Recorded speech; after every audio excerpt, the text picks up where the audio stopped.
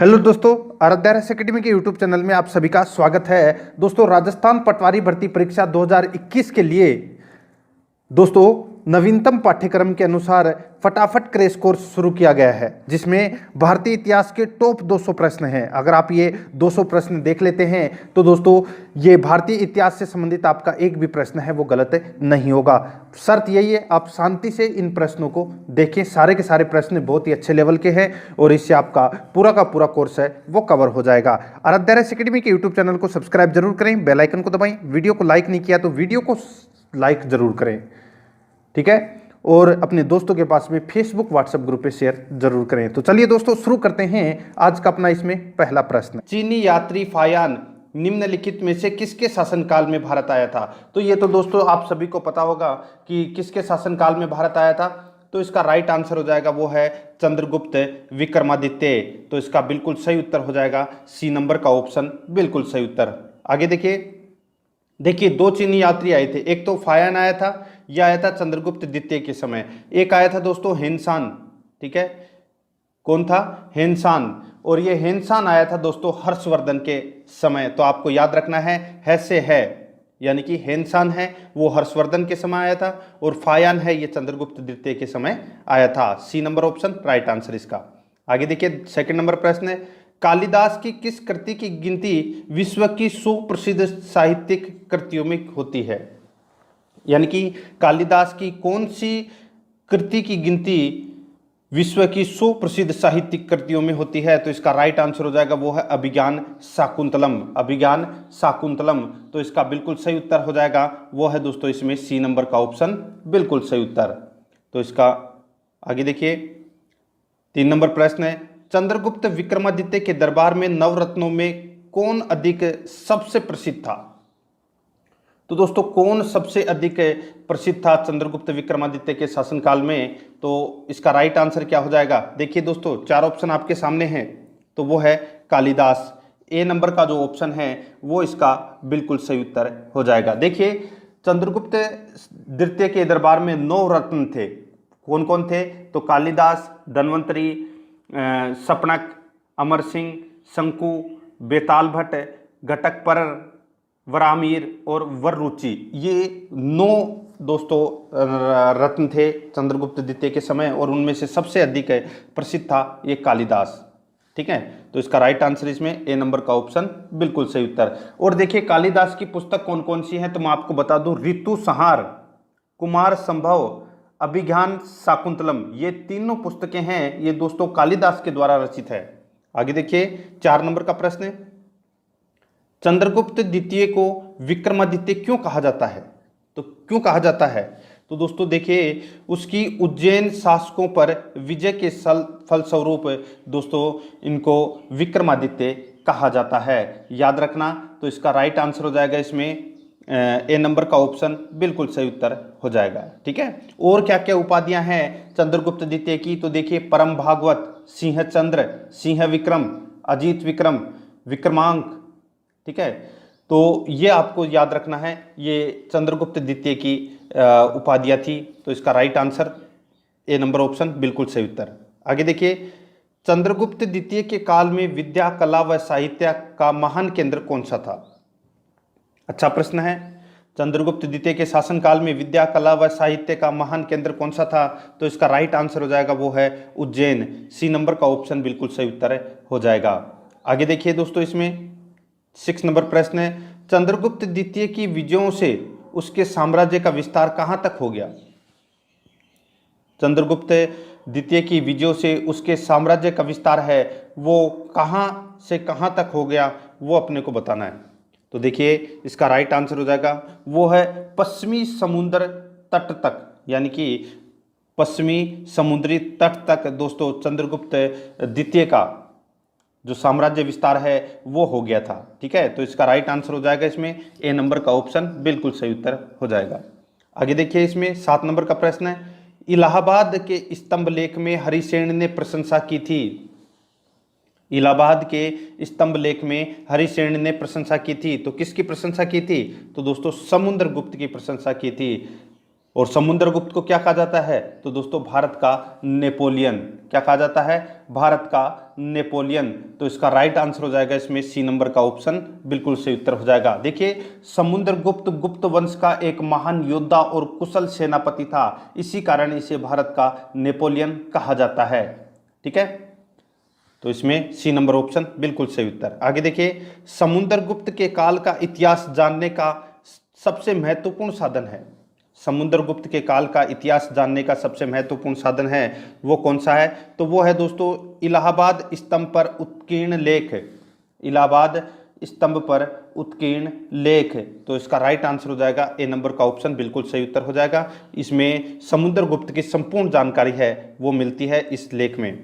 आगे देखिए, गुप्त वंश की स्थापना किसने की? तो सीधा सा है, गुप्त वंश की स्थापना है वो श्रीगुप्त ने की थी। तो इसका राइट आंसर हो जाएगा ए नंबर ऑप्शन बिल्कुल सही उत्तर हो जाएगा। आगे देखिए, 10 नंबर का प्रश्न है, किस वंश को भारत की संस्कृति में स्वर्ण युग कहा जाता है? तो किस युग को भारत की संस्कृति में स्वर्ण युग कहा जाता है? तो ये कहा जाता है दोस्तों गुप्त काल को। गुप्त काल को भारतीय संस्कृति का स्वर्ण युग कहा जाता है। तो इसमें बी नंबर ऑप्शन बिल्कुल सही उत्तर हो जाएगा। आगे देखिए, 11 नंबर का प्रश्न है, गुप्त संवत की स्थापना किसने की थी? तो दोस्तों देखिए, गुप्त संवत की स्थापना है वो किसने की थी? तो चंद्रगुप्त प्रथम ने गुप्त संवत की स्थापना की थी। तो इसका राइट आंसर हो जाएगा इसमें ए नंबर का ऑप्शन बिल्कुल सही उत्तर हो जाएगा। आगे देखिए, इसमें 12 नंबर का प्रश्न है, बिंबिसार ने अपने राज्यवेद्य जीवक को किस राज्य के राजा की चिकित्सा के लिए भेजा था? अच्छा प्रश्न है। बिंबिसार ने अपने राज्यवेद्य जीवक को किस राज्य के राजा की चिकित्सा के लिए भेजा था? तो इसका राइट आंसर हो जाएगा वो है अवंती। सी नंबर का ऑप्शन बिल्कुल सही उत्तर हो जाएगा अवंती। आगे देखिए, भारत पर आक्रमण करने वाला पहला विदेशी कौन था? तो दोस्तों कौन था भारत पर आक्रमण करने वाला पहला विदेशी?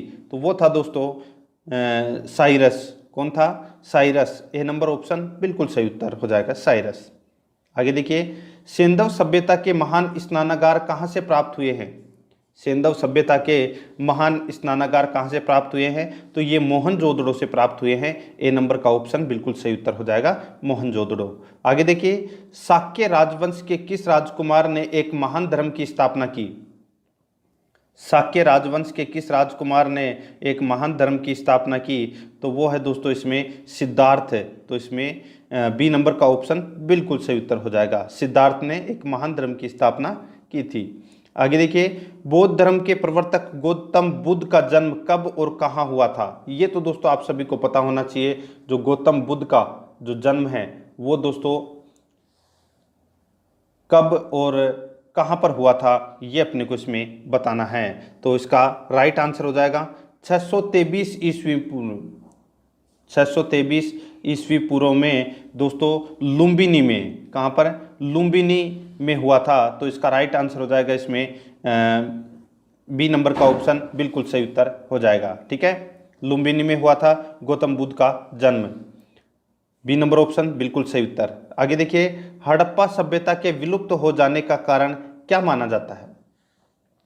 हड़प्पा सभ्यता के विलुप्त हो जाने का कारण है वो क्या माना जाता है? तो देखिए, हड़प्पा सभ्यता के विस्तार के साथ भूमि की उर्वरता का निरंतर कम होना, दूसरा है बाढ़ों का आ जाना, तीसरा है विजातियों का आक्रमण। इन तीनों की वजह से, ये तीन प्रमुख कारण है दोस्तों, इन्हीं की वजह से दोस्तों हड़प्पा सभ्यता के विलुप्त हो जाने का पता चलता है। तो इसका राइट आंसर हो जाएगा इसमें डी नंबर का ऑप्शन उपयुक्त सभी कारण। नेक्स्ट है, कालीबंगा कहाँ स्थित है? कालीबंगा कहाँ पर स्थित है? तो ये दोस्तों राजस्थान में हनुमानगढ़ में स्थित है। तो इसका राइट आंसर हो जाएगा बी नंबर ऑप्शन बिल्कुल सही उत्तर। आगे देखिए, सिंधु घाटी की सभ्यता के लोगों का धर्म मुख्यतः किस पर आधारित था? तो धर्म है वो मुख्यतः किस पर आधारित था? तो वो है मातृ देवी की पूजा पर, यानी कि मातृ सत्तात्मक थी सिंधु घाटी सभ्यता। ठीक है, तो इसका राइट आंसर हो जाएगा सी नंबर का ऑप्शन बिल्कुल सही उत्तर। आगे देखिए, 20 नंबर प्रश्न है, हड़प्पा सभ्यता के औजार और अस्त्र मुख्यतः बनाए जाते थे। हड़प्पा सभ्यता के औजार और अस्त्र मुख्यतः बनाए जाते थे। तो किससे बनाए जाते थे? तो ये बनाए जाते थे दोस्तों तांबा, टिन और कांस्य से बनाए जाते थे। ठीक है, तो इसमें सी नंबर ऑप्शन बिल्कुल सही उत्तर हो जाएगा। 21 नंबर प्रश्न है, इसमें देखिए अशोक के अभिलेख में उसके किस एकमात्र पुत्र की चर्चा की गई है। अशोक के किस यानी कि अशोक के अभिलेख में उसके किस एकमात्र पुत्र की चर्चा की गई है, तो इसका राइट आंसर हो जाएगा वो है तीवर। बी नंबर का ऑप्शन बिल्कुल सही उत्तर हो जाएगा तीवर। ठीक है, आगे देखिए इसमें जैन ग्रंथों की रचना किस लिपि में हुई थी। तो जैन ग्रंथों की रचना है ये कौन सी लिपि में हुई थी, तो प्राकृत लिपि में हुई थी जैन ग्रंथों की रचना। ए नंबर ऑप्शन बिल्कुल सही उत्तर हो जाएगा। आगे देखिए वैदिक काल के लोगों ने धातुओं का प्रयोग किया, उनमें से पहला धातु था। वैदिक काल में लोगों ने धातुओं का प्रयोग किया, उनमें से पहला धातु था, तो कौन सा था पहला धातु, तो वो था दोस्तों तांबा। ए नंबर का ऑप्शन बिल्कुल सही उत्तर हो जाएगा। आगे देखिए सूर्य देवता सावित्री को संबोधित प्रसिद्ध गायत्री मंत्र किस में उल्लेखित है। तो ये तो दोस्तों आप सभी को पता होगा कि जो गायत्री मंत्र है ये कहाँ से लिया गया है, तो ये ऋग्वेद से लिया गया है। कहाँ से, ऋग्वेद संहिता से लिया गया है। तो अपना राइट आंसर हो जाएगा ए नंबर का ऑप्शन बिल्कुल सही उत्तर। देखिए ऋग्वेद में 10 मंडल, 1028 श्लोक और करीबन 10,600 मंत्र हैं। ठीक है, ये आपको इसमें याद रखना है। ए नंबर ऑप्शन बिल्कुल सही उत्तर। 25 नंबर प्रश्न है, इसमें देखिए वैदिक कालीन नदी परुष्णी जिसके तट पर 10 राजाओं का युद्ध हुआ था उसका आधुनिक नाम क्या है। देखिए परुष्णी है ये इसका वर्तमान नाम है रावी। क्या नाम है, रावी नदी। ठीक है, रावी नदी है, इसका प्राचीन नाम क्या था, परुष्णी, याद रखना है आपको। ठीक है, तो इसका राइट आंसर हो जाएगा इसमें बी नंबर का ऑप्शन बिल्कुल सही उत्तर हो जाएगा। आगे देखिए दोस्तों इसमें 26 नंबर प्रश्न है, मोहनजोदाड़ो से प्राप्त सामग्री तथा धातु खंडों से पता चलता है कि यहाँ के निवासियों को अनेक प्रकार की धातुओं का ज्ञान था, किंतु, बहुत ही अच्छा प्रश्न है, किंतु दोस्तों लोहे का ज्ञान नहीं था। यानी कि मोहनजोदड़ो से प्राप्त सामग्री तथा धातु खंडों से पता चलता है कि यहाँ के निवासियों को दोस्तों अनेक प्रकार की धातुओं का ज्ञान था, किंतु लोहे का ज्ञान है वो नहीं था। तो अपना राइट आंसर इसमें बी नंबर ऑप्शन बिल्कुल सही उत्तर हो जाएगा। आगे देखिए मोहनजोदड़ो से प्राप्त मूर्तियों के आधार पर कहा जा सकता है कि सिंधु की सभ्यता से संबंध लोग सेव थे। कौन थे, सेव। तो इसका राइट आंसर हो जाएगा इसमें बी नंबर का ऑप्शन बिल्कुल सही उत्तर हो जाएगा। आगे देखिए इसमें 28 नंबर प्रश्न है, मोहनजोदड़ो के खनन कार्य से पता चला है कि वहाँ एक के नीचे अनेक नगर चक्र के कारण ध्वंस हुए हैं। इन नगरों की संख्या बताई कितनी जाती है। दोबारा देखिए, अच्छा प्रश्न है। मोहनजोदाड़ो के खनन कार्य से पता चलता है कि वहाँ एक के नीचे अनेक नगर चक्र के कारण ध्वंस हुए। इन नगरों की संख्या दोस्तों कितनी है, तो ये तो आप सभी को पता होगा, मैंने आपको बताया भी था दोस्तों 3। ठीक है, डी नंबर का ऑप्शन इसका राइट आंसर हो जाएगा 3। नगरों की संख्या कितनी थी, 3। आगे देखिए हड़प्पा एक प्राचीन नगर का ध्वंसावशेष है जिसका पता मोहनजोदड़ो की खुदाई के बाद चला। यह स्थान दोस्तों कहाँ पर है, तो ये स्थान है दोस्तों पाकिस्तान के मोंटगोमरी ज़िले में।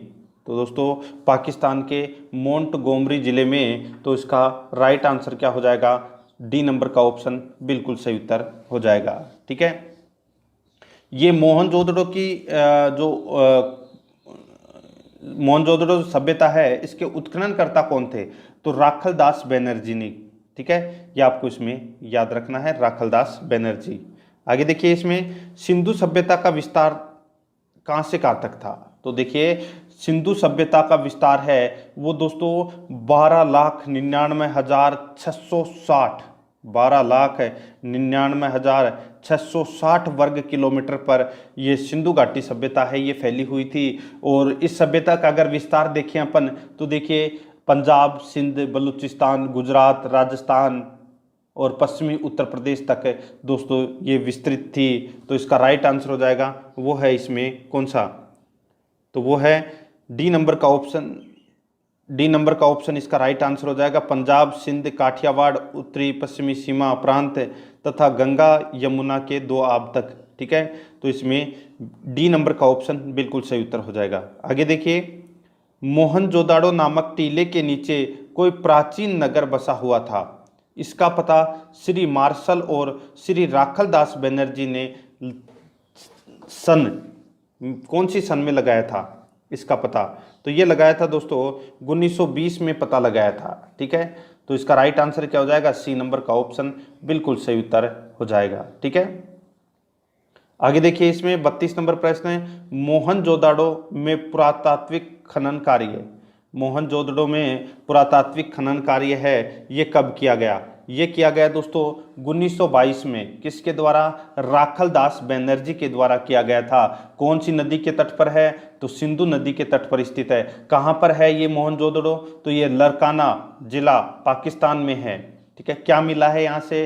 तो 3 मुख वाले देवता पशुपतिनाथ की मूर्ति मिली है, नर्तकी की कांस्य मूर्ति मिली है, विशाल अन्नागार व स्नानागार मिले हैं, और सूती वस्त्र भी मिले हैं मोहनजोदड़ो से। ठीक है, तो इसमें बी नंबर ऑप्शन बिल्कुल सही उत्तर हो जाएगा। 1922 में राखलदास बनर्जी के द्वारा किया गया था। आगे देखिए, मोहनजोदाड़ो किस भाषा का शब्द है? तो ये कौन सी भाषा का शब्द है? तो ये दोस्तों सिंधी भाषा का शब्द है। डी नंबर ऑप्शन बिल्कुल सही उत्तर हो जाएगा, सिंधी भाषा। आगे देखिए, मोहनजोदड़ो का शाब्दिक अर्थ क्या है? तो इसका शाब्दिक अर्थ है मुर्दों का टीला। क्या अर्थ है? मुर्दों का टीला। तो इसका राइट आंसर हो जाएगा इसमें बी नंबर का ऑप्शन बिल्कुल सही उत्तर हो जाएगा। ठीक है, आगे देखिए दोस्तों, इसमें 35 नंबर प्रश्न है, मोहनजोदड़ो एक प्राचीन नगर का ध्वंसावशेष है। ठीक है, इस परंपरा के कुछ अन्य नगरों का भी पता चला है। कहा जाता है कि मोहनजोदाड़ो की इस सभ्यता ईसा से यानी कि लगभग कितने वर्ष पूर्व की ये सभ्यता है? तो सीधा सा है, इसका राइट आंसर हो जाएगा करीब 3000 वर्ष पूर्व की ये सभ्यता है। तो इसका राइट आंसर हो जाएगा इसमें ए नंबर का ऑप्शन बिल्कुल सही उत्तर हो जाएगा। आगे देखिए, इसमें बुद्ध को ज्ञान की प्राप्ति कहाँ हुई? तो दोस्तों बुद्ध को ज्ञान की प्राप्ति है वो कहाँ पर हुई? तो ये हुई थी दोस्तों बोध गया में। कहाँ पर? बोध गया में हुई थी। तो इसका राइट आंसर क्या हो जाएगा? वो है ए नंबर का ऑप्शन बिल्कुल सही उत्तर हो जाएगा। ठीक है, बोध गया, याद रखना, बहुत ही अच्छा प्रश्न है। और महात्मा बुद्ध ने अपना प्रथम उपदेश है वो कहाँ पर दिया था? सारनाथ में दिया था। ठीक है, ये भी आपको इसमें याद रखना है। आगे देखिए, इसमें 37 नंबर प्रश्न है, सारनाथ में अपना प्रथम प्रवचन किसने दिया था? तो मैंने अभी आपको बताया दोस्तों, सारनाथ में अपना प्रथम प्रवचन किसने दिया था? तो ये दिया था दोस्तों किसने?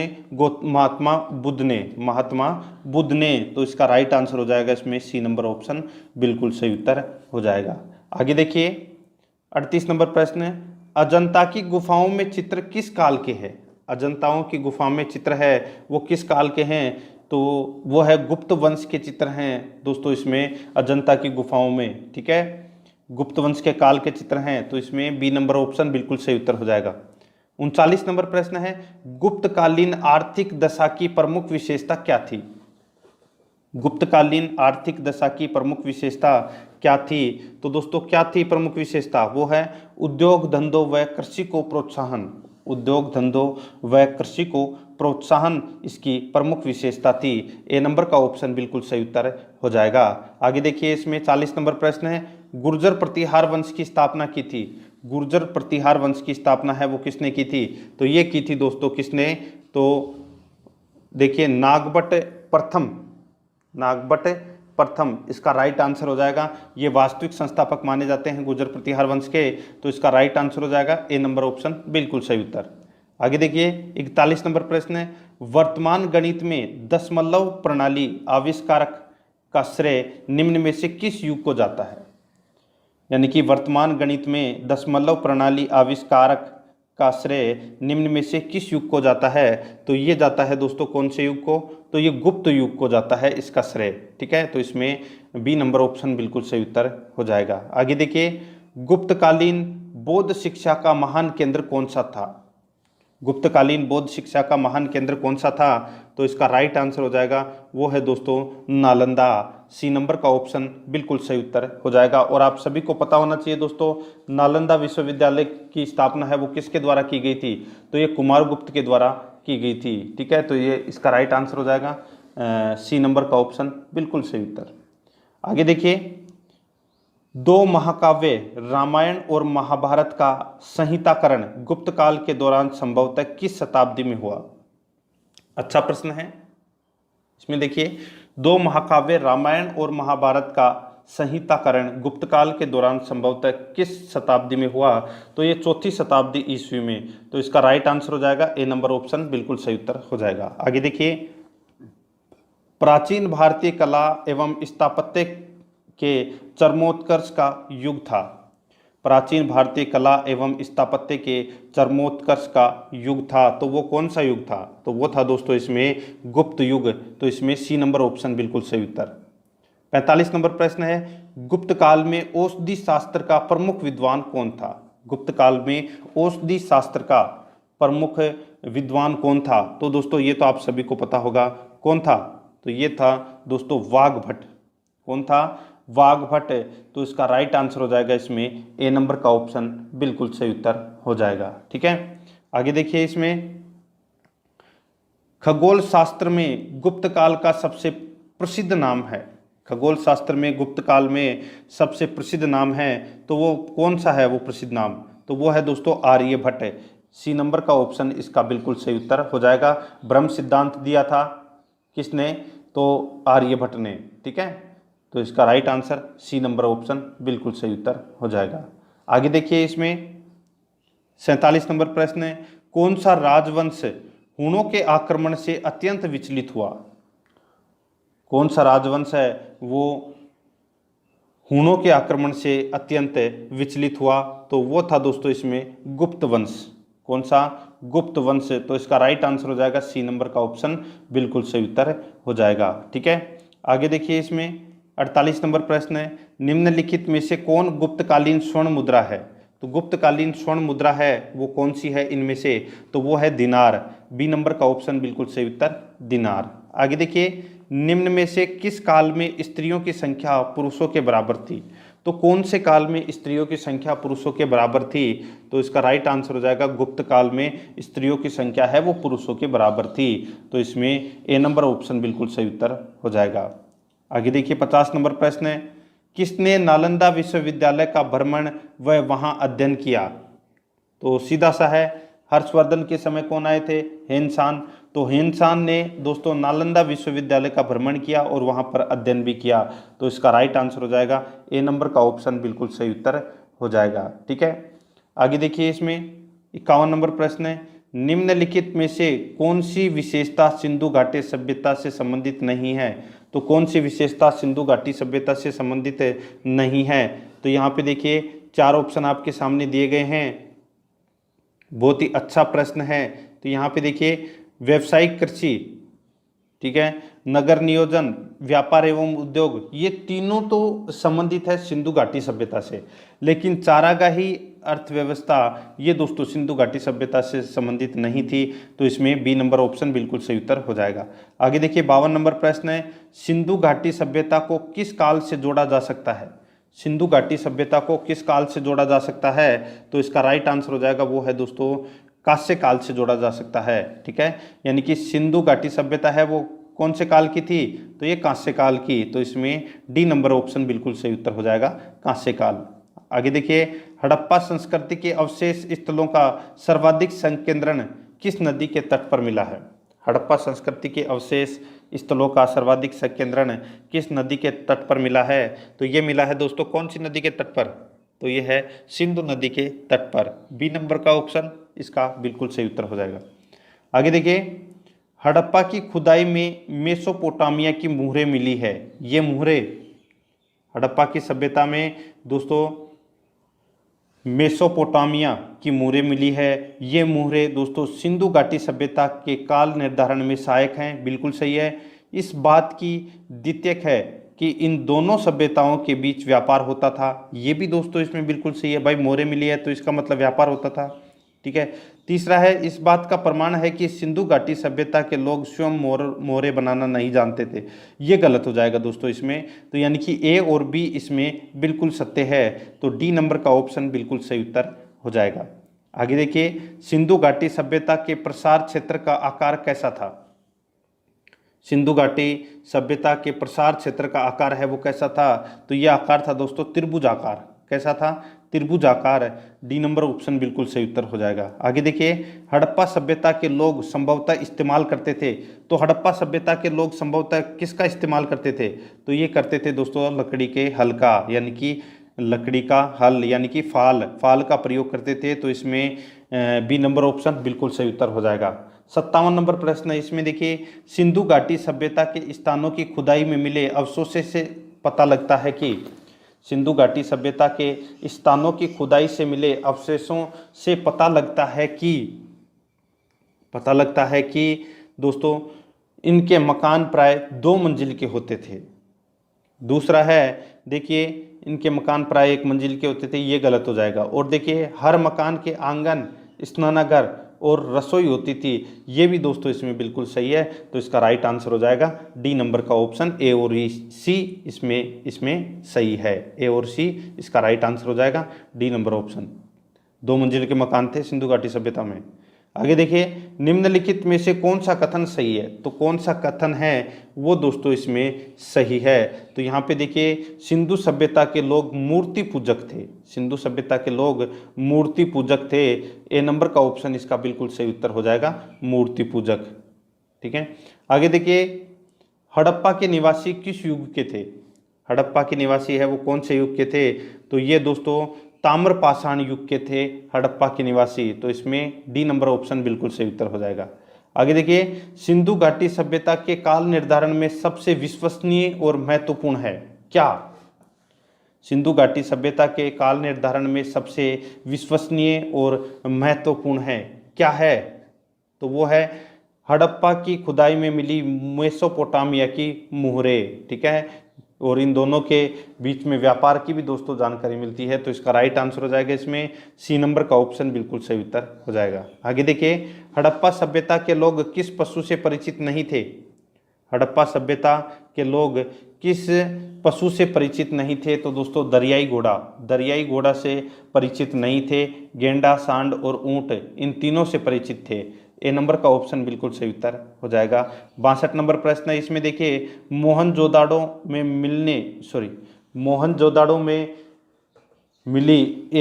मिली है ये। ठीक है। मोहनजोदाड़ो में मिली एक बड़ी इमारत के भग्नावशेष को विद्वान अन्नागार यानी कि अन्न रखने का भंडार मानते हैं। तो दोस्तों ये पक्की ईंटों से बना था। ठीक है। तो इसका राइट आंसर हो जाएगा इसमें सी नंबर ऑप्शन सही उत्तर। 63 नंबर प्रश्न है, सिंधु सभ्यता के लोग विश्व की तत्समकालीन सभ्यताओं से किन बातों में आगे थे? सिंधु सभ्यता के लोग विश्व की तत्समकालीन सभ्यताओं से किस बातों में आगे थे? तो इसका राइट आंसर हो जाएगा कौन सी बातों में आगे थे? तो ये थे दोस्तों कपास की खेती में, उत्तम नगर आयोजन में, पक्की ईंटों का प्रचुर उपयोग में। तो इसका राइट आंसर हो जाएगा डी नंबर का ऑप्शन ए, बी, सी, तीनों इसमें सही है। आगे देखिए 64 नंबर प्रश्न है, हड़प्पावासी किस फसल से अनभिज्ञ थे? हड़प्पावासी किस फसल से अनभिज्ञ थे? तो इसका राइट आंसर हो जाएगा वो है गन्ने से। डी नंबर का ऑप्शन बिल्कुल सही उत्तर हो जाएगा गन्ने से। आगे देखिए, सिंधु घाटी सभ्यता के लोग नाना प्रकार की सब्जियां, अन्न तथा फलों का उपयोग करते थे।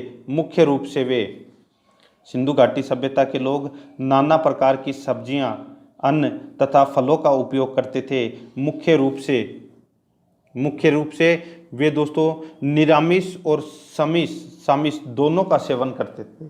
निरामिष तथा सामिष दोनों का सेवन करते थे। तो इसका राइट आंसर हो जाएगा सी नंबर का ऑप्शन बिल्कुल सही उत्तर हो जाएगा। ठीक है।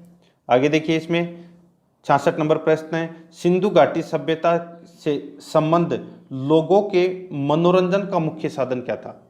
तो लोगों के मनोरंजन का मुख्य साधन क्या था सिंधु घाटी सभ्यता में? तो वो है नृत्य तथा गायन था। एवं पासे यानी कि चौपड़ खेलने में भी उनकी रुचि थी। तो इसका राइट आंसर हो जाएगा बी नंबर का ऑप्शन बिल्कुल सही उत्तर हो जाएगा। ये मनोरंजन का साधन था, नृत्य, गायन और पासे खेलने पासे खेलने में भी। ठीक है, तो इसका right answer B number option सही उत्तर हो जाएगा। 67 नंबर प्रश्न है, इसमें देखिए सिंधु घाटी सभ्यता के लोग, सिंधु घाटी सभ्यता के लोग दोस्तों सूती तथा ऊनी वस्त्र बनाना जानते थे। सूती तथा ऊनी वस्त्र बनाना जानते थे। मैंने आपकी अब भी थोड़ी देर पहले बताया था, मोहनजोदड़ो सभ्यता से दोस्तों सूती वस्त्र प्राप्त हुआ है। ठीक है, बी नंबर ऑप्शन इसका बिल्कुल सही उत्तर हो जाएगा। आगे देखिए दोस्तों, इसमें 68 नंबर प्रश्न है, सिंधु घाटी सभ्यता के लोग लगभग सभी स्थानों पर दुर्ग के अवशेष प्राप्त हुए हैं। यानी कि सिंधु घाटी सभ्यता के लोग लगभग सभी स्थानों पर दुर्ग के अवशेष प्राप्त हुए हैं। निम्नलिखित में से किस स्थान पर दुर्ग का अवशेष नहीं मिला है? तो दोस्तों कौन से स्थान पर दुर्ग का अवशेष नहीं मिला है? तो यहाँ पे देखिए चार ऑप्शन आपके सामने हैं, रोपड़, कोटदीजी और चंदूड़ो। इन तीनों स्थानों से दोस्तों दुर्ग के अवशेष मिले हैं, लेकिन कालीबंगा से कोई दुर्ग का अवशेष नहीं मिला। तो इसका राइट आंसर हो जाएगा डी नंबर का ऑप्शन बिल्कुल सही उत्तर हो जाएगा। आगे देखिए, इसमें 69 नंबर प्रश्न है, मोहनजोदड़ो की खुदाई से पता चला है कि तत्कालीन मकान पक्की ईंटों से बनाए जाते थे। तो मैंने अभी आपको बताया दोस्तों थोड़ी देर पहले ही कि अन्नागार, ठीक है, यानी कि बड़े बड़े कमरे थे जो पक्की ईंटों से बने हुए थे, वहां पर अन्न रखने का कार्य किया जाता था। ठीक है, तो पक्की ईंटों से बनाए जाते थे। तो इसका राइट आंसर हो जाएगा ए नंबर का ऑप्शन बिल्कुल सही उत्तर हो जाएगा। आगे देखिए 70 नंबर प्रश्न है, सिंधु घाटी सभ्यता के बारे में खनन कार्य से जो तथ्य सामने आए हैं उनसे पता चलता है कि वे लोग मूर्ति पूजा करते थे। ठीक है, मूर्ति पूजा तो करते थे, और दोस्तों साथ ही में नगर निर्माण कला में पारंगत थे। ठीक है, ये आपको याद रखना है कि सिंधु घाटी सभ्यता के बारे में खनन कार्य से जो तथ्य सामने आए हैं उनसे पता चलता है कि वे दोस्तों नगर निर्माण कला में पारंगत थे और मूर्ति पूजा भी करते थे। तो इसका राइट आंसर इसमें ए नंबर ऑप्शन बिल्कुल सही उत्तर हो जाएगा।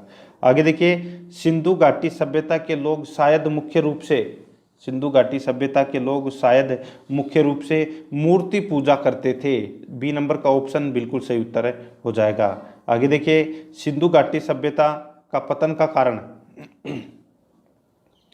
सिंधु घाटी सभ्यता के पतन का कारण है वो क्या है? चार ऑप्शन आपके सामने हैं। तो यहाँ पे देखिए, भयावह भूचाल रहा होगा, भारी हमला रहा होगा, अनेक प्राकृतिक विपत्तियां रही होगी। तो दोस्तों ये अभी अज्ञात है, यानी कि सिंधु घाटी सभ्यता के पतन का कारण क्या है, अभी तक ये अज्ञात है। तो इसमें सी नंबर का ऑप्शन बिल्कुल सही उत्तर हो जाएगा।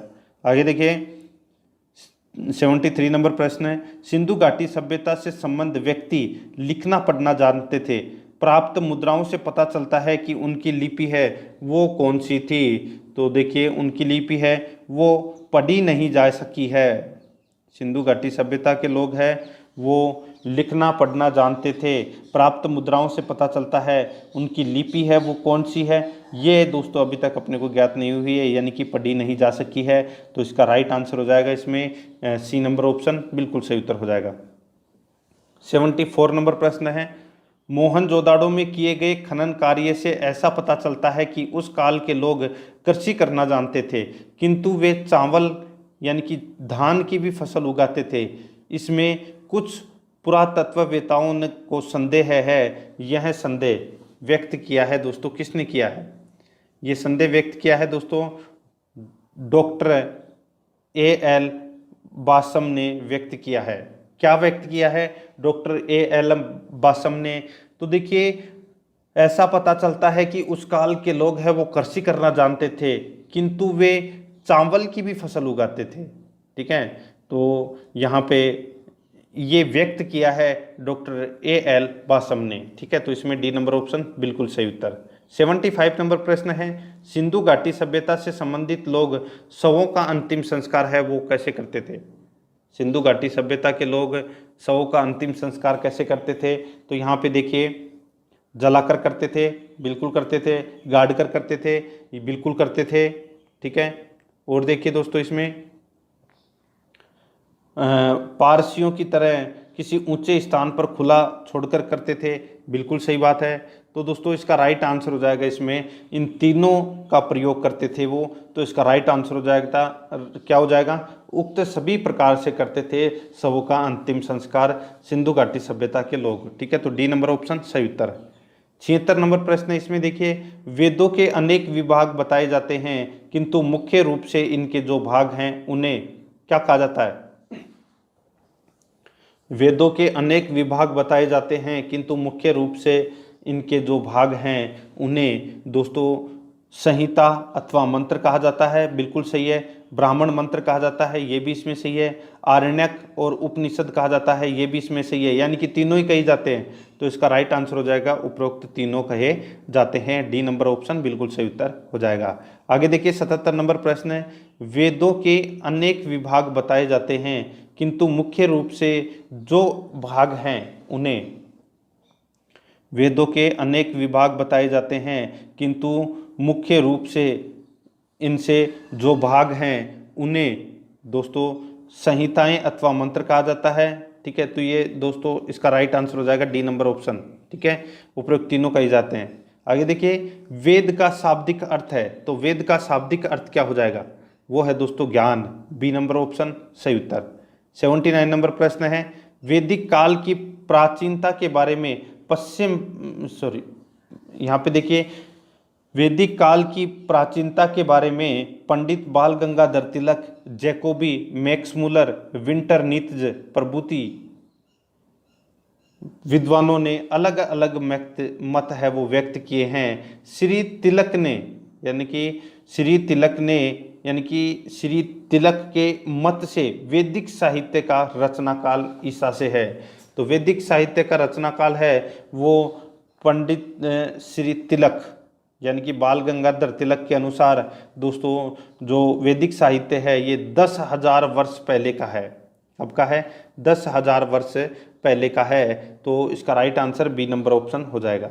आगे देखिए, इसमें 80 नंबर प्रश्न है, भारतीय सभ्यता का प्राथमिक सोपान सबसे प्रारंभिक चरण किसे माना जाता है।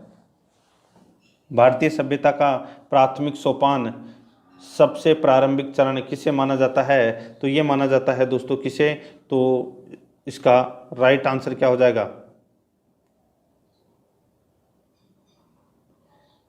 तो दोस्तों इसका राइट आंसर हो जाएगा वो है प्राथमिक सोपान, ये माना जाता है सिंधु घाटी सभ्यता को, ठीक है। तो सी नंबर ऑप्शन बिल्कुल सही उत्तर, सिंधु घाटी सभ्यता। आगे देखिए, सिंधु घाटी सभ्यता के किस स्थान पर डॉकयार्ड होने का आधार है। तो डॉकयार्ड होने का जो आधार है वो दोस्तों कहाँ पर है, तो लोथल में, ठीक है। वहाँ पर क्या है, बंदरगाह है, ठीक है, समझ में आ गया।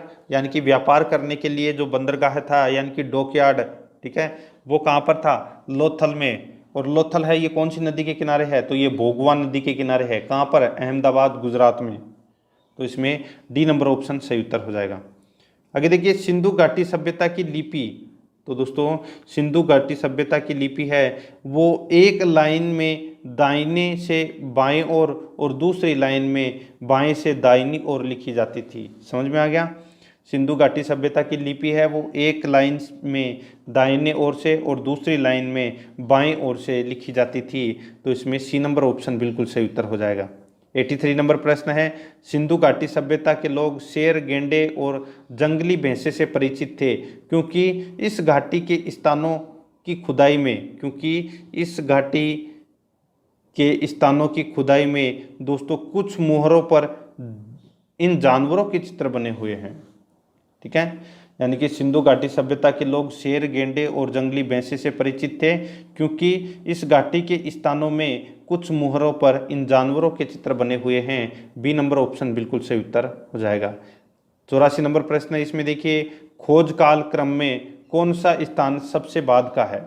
खोज काल क्रम में कौन सा स्थान सबके बाद का है, तो इसका राइट आंसर हो जाएगा वो है दोस्तों इसमें बनवाली। डी नंबर ऑप्शन बिल्कुल सही उत्तर हो जाएगा, बनवाली। आगे देखिए, हड़प्पा में खुदाई का काम किसने कराया था।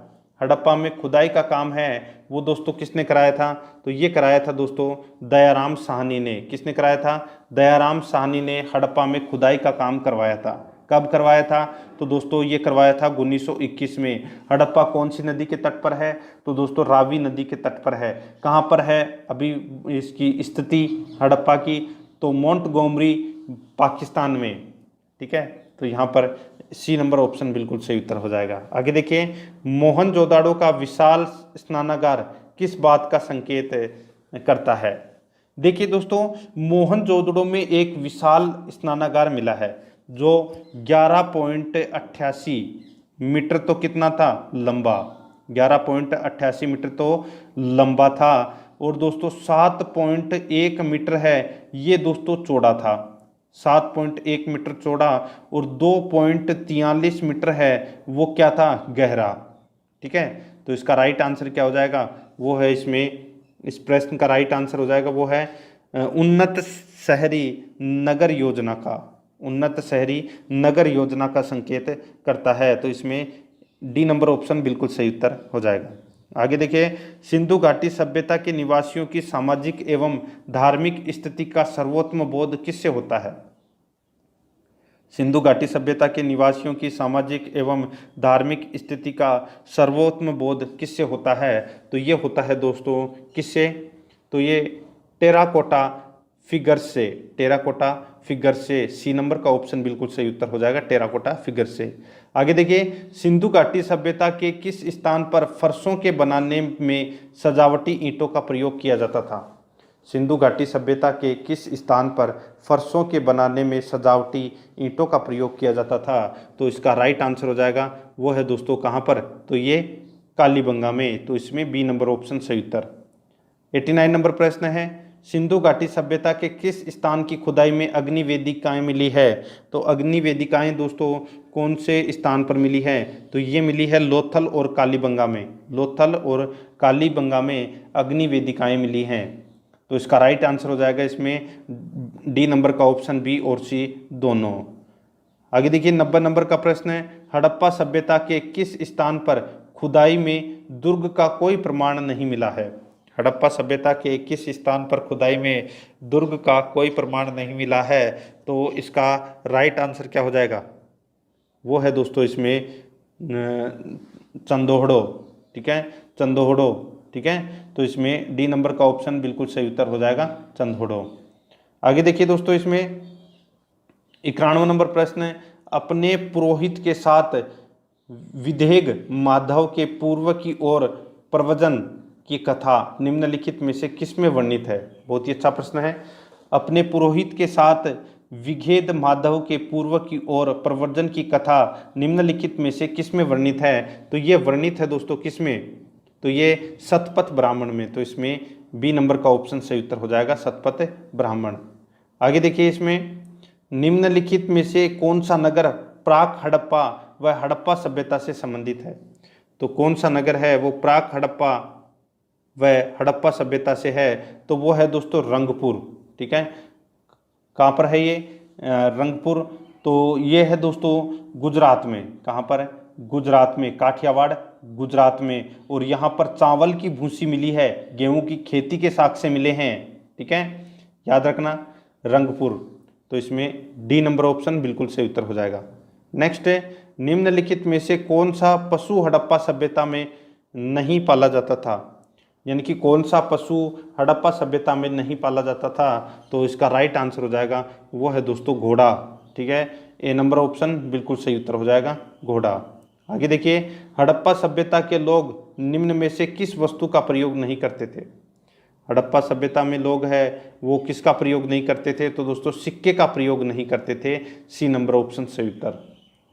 95 नंबर प्रश्न है, मोहनजोदड़ो की विशालतम इमारत थी। मोहनजोदड़ो की विशालतम इमारत है वो कौन सी थी? तो वो थी दोस्तों महास्नानागार। मैंने अभी आपको बताया था महास्नानागार। तो इसमें बी नंबर ऑप्शन बिल्कुल सही उत्तर। हड़प्पा सभ्यता का उत्कर्ष किस समय के पश्चात रुक गया? हड़प्पा सभ्यता का उत्कर्ष किस समय के पश्चात रुक गया? तो ये रुक गया दोस्तों 1900 ईसा पूर्व के समय रुक गया। ठीक है, तो इसमें डी नंबर ऑप्शन बिल्कुल सही उत्तर हो जाएगा। आगे देखिए, सिंधु घाटी सभ्यता की खुदाई में विशाल स्नानागार कहाँ मिला है? तो विशाल स्नानागार है ये दोस्तों कहाँ पर मिला है? तो ये मोहनजोदड़ो में मिला है। मैंने अभी आपको बताया था 11.88 मीटर लंबा, 7.01 मीटर चौड़ा और 2.43 मीटर गहरा था। मोहनजोदड़ो में मिला है ये, तो इसमें ए नंबर ऑप्शन सही उत्तर। 98 नंबर प्रश्न है, सिंधु सभ्यता से संबंधित नृत्य करती हुई की मूर्ति बनी है, तो किसकी बनी है वो? नृत्य करती हुई महिला की मूर्ति, तो ये मिली है दोस्तों, कांस्य मूर्ति है ये, ठीक है। तो इसका राइट आंसर बी नंबर का ऑप्शन बिल्कुल सही उत्तर है, ये मिली है मोहनजोदड़ो से, ठीक है, बी नंबर ऑप्शन सही उत्तर। आगे देखिए, सिंधु घाटी की सभ्यता के सामाजिक जीवन के संबंध में निम्न में से कौन सा कथन सही है? तो कौन सा कथन है वो दोस्तों इसमें बिल्कुल सही है? तो देखिए, समाज मातृ प्रधान था, समाज मातृ प्रधान था, तो ये इसका राइट आंसर हो जाएगा। यानी कि सैंधव समाज है वो मातृ सत्तात्मक था, ठीक है। तो इसमें सी नंबर ऑप्शन बिल्कुल सही उत्तर हो जाएगा। 100 नंबर प्रश्न है, मोहनजोदाड़ो नगर की खुदाई में सबसे महत्वपूर्ण सार्वजनिक स्थान प्राप्त हुआ। मोहनजोदाड़ो नगर की खुदाई में सबसे महत्वपूर्ण सार्वजनिक स्थान प्राप्त हुआ, तो ये प्राप्त हुआ दोस्तों, वो है बड़ा स्नानागृह, ठीक है, बड़ा स्नानागृह। तो इसमें बी नंबर ऑप्शन सही उत्तर हो जाएगा। अब देखिए 101 नंबर प्रश्न, 100 प्रश्न तो अपने कंप्लीट हो चुके हैं, ठीक है, 100 प्रश्न और बाकी हैं। तो दोस्तों आपको मेरे साथ में चलना है, 100 प्रश्नों का और भी टेस्ट देना है। टोटल इसमें 200 प्रश्न हैं, ठीक है, जो आपकी परीक्षा के लिए महत्वपूर्ण है। चाहे आप इन प्रश्नों के पढ़ने के बाद में कोई सा भी परीक्षा दे लेना, ठीक है, और आपका एक भी प्रश्न है वो प्राचीन भारतीय इतिहास से संबंधित है, वो गारंटी है गलत नहीं होगा, ठीक है। तो मेरे साथ में चलते रहिए और 200 प्रश्नों का आपको पूरा देखना है। देखिए इसमें महायान बौद्ध धर्म में निम्न किस बौद्ध देवता की प्रतिमाओं की पूजा अर्चना नहीं की जाती थी? तो कौन से बौद्ध देवता की प्रतिमा की पूजा अर्चना नहीं की जाती थी? तो इसका राइट आंसर हो जाएगा, वो है दोस्तों, देखिए, भौतिक जीवन की समृद्धि की देवी श्री लक्ष्मी की दोस्तों पूजा अर्चना नहीं की जाती थी। तो इसमें डी नंबर ऑप्शन बिल्कुल सही उत्तर हो जाएगा। आगे देखिए, इसमें 102 नंबर प्रश्न है, अधोलिखित में असत्य कथन को इंगित कीजिए। तो असत्य कथन दोस्तों अपने को इसमें बताना है। देखिए यहाँ पे 2 या 3 छेद वाले तख्त सैंधव सभ्यता से प्राप्त हुए हैं, बिल्कुल सही है। मन के बनाने के लिए गोमेद गुजरात से मंगाया जाता था, ये बिल्कुल सही है। यहाँ पे देखिए सौराष्ट्र भगत राव नदी के किनारे पर स्थित है, ये गलत हो जाएगा दोस्तों इसमें। और देखिए इसमें कुवैत के समीप फैला स्टिएटाइट की मुहरें प्राप्त हुई है, ये भी सही है। तो इसमें राइट आंसर हो जाएगा सी नंबर का ऑप्शन, क्योंकि ये इसमें भगत राव नदी गलत दे रखा है।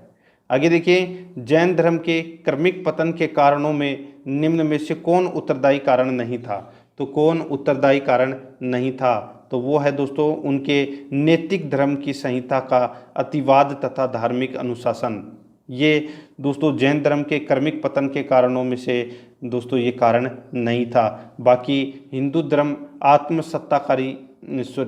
आत्मसातकारी शक्ति, विदेशी आक्रांताओं और अन्य लोगों द्वारा उनके मंदिरों का निवास, बाकी तीनों इसमें सही है। सी नंबर का ऑप्शन अपना राइट आंसर हो जाएगा। 104 नंबर प्रश्न है, अधोलिखित ग्रंथों में से किसमें गुप्तकालीन प्रशासन एवं नीतियों का उल्लेख होता है? तो गुप्तकालीन प्रशासन एवं नीतियों का उल्लेख है वो किस में होता है? तो ये होता है दोस्तों कामंदकीय नीति शास्त्र। कामंदकीय नीति शास्त्र में गुप्तकालीन प्रशासन एवं नीतियों का उल्लेख है वो मिलता है। तो इसमें सी नंबर ऑप्शन सही उत्तर हो जाएगा। आगे देखिए, हेनसान के विवरणों में निम्नलिखित में से किसका उल्लेख नहीं मिलता? तो किसका उल्लेख है वो नहीं मिलता? तो देखिए कान्यकुब्ज, नालंदा, प्रयाग, इन तीनों का दोस्तों उल्लेख मिलता है हेनसान के विवरणों में, लेकिन इस प्रश्न का राइट आंसर हो जाएगा वो है इनमें से कोई नहीं, ठीक है। तो इसका बिल्कुल सही उत्तर हो जाएगा डी नंबर का ऑप्शन। यहाँ पे डी नंबर ऑप्शन इसका बिल्कुल सही उत्तर है। नेक्स्ट इसमें देखिए, निम्नलिखित में से किसको मंदसौर प्रशस्ति का रचयिता माना जाता है? तो मंदसौर प्रशस्ति का रचयिता है वो किसे माना जाता है? तो ये माना जाता है दोस्तों वत्स भट्टी। इसको वत्स भट्टी और वासुल को। तो इसका राइट आंसर हो जाएगा डी नंबर ऑप्शन ए और बी दोनों। 107 नंबर प्रश्न है, राजेश्वर के निम्नलिखित ग्रंथों में से भारत की भौगोलिक स्थिति का विस्तार पूर्वक वर्णन प्राप्त होता है? तो भारत की भौगोलिक स्थिति का विस्तार पूर्वक वर्णन प्राप्त होता है तो ये होता है दोस्तों काव्य मीमांसा में। किसमें? काव्य मीमांसा में। ए नंबर ऑप्शन सही उत्तर हो जाएगा। आगे देखिए, अर्थशास्त्र में प्रयुक्त परिमितार्थ एवं शासनहर शब्दों का आशय निम्नलिखित में से किससे है? अर्थशास्त्र में प्रयुक्त परिमितार्थ एवं शासनहर शब्दों का आशय निम्नलिखित में से किससे है? तो दोस्तों ये किससे है? तो ये राजदूतों से है। सी नंबर का ऑप्शन बिल्कुल सही उत्तर हो जाएगा, राजदूतों से। 109 नंबर प्रश्न है, इसमें देखिए, कौटिल्य के अपने अर्थशास्त्र में निसृष्टार्थ शब्द का प्रयोग है। अधोलिखित में से ये किसके लिए प्रयुक्त हैं? तो ये किसके लिए प्रयुक्त हैं? तो इसका राइट आंसर हो जाएगा वो है दोस्तों यहाँ पे दो, देखिए कौन सा है? निसृष्टार्थ ये शब्द है, ये दोस्तों संदेश वाहकों के लिए है। किसके लिए? संदेश वाहकों के लिए। तो इसमें डी नंबर ऑप्शन सही उत्तर, संदेश वाहकों के लिए। नेक्स्ट है, निम्नलिखित में से विदेशी यात्री ने राष्ट्रकूटों के बारे में विवरण दिया है। तो दोस्तों किस विदेशी यात्री ने राष्ट्रकूटों के बारे में विवरण दिया है? तो इसका राइट आंसर हो जाएगा वो है इसमें दोस्तों अल मसूदी ने। बी नंबर ऑप्शन बिल्कुल सही उत्तर, अल मसूदी। 111 नंबर प्रश्न है, कालिदास के निम्न ग्रंथों में से किस ग्रंथ ने शुंगों के इतिहास के बारे में जानकारी प्राप्त होती है? कालिदास के निम्न ग्रंथों में से किस ग्रंथ में शुंगों के इतिहास के बारे में जानकारी प्राप्त होती है?